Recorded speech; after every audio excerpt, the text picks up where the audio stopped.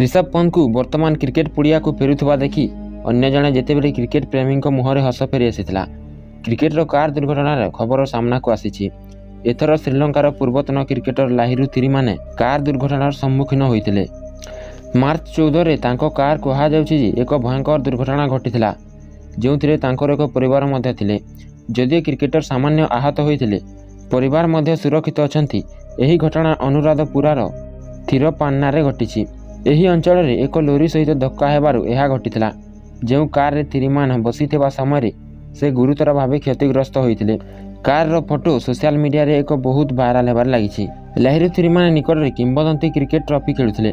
मार्च 11 रे से New York strikers पई 38 बॉल रे 90 रन रो एक बड़ इनिंग्स खेलथिले, जोथि पई तांको प्लेयर ऑफ द मैच पुरस्कार प्रदान करा जायतिला। थिरिमान एही पुरस्कार को तांको परिवार को उत्सर्ग करथिले।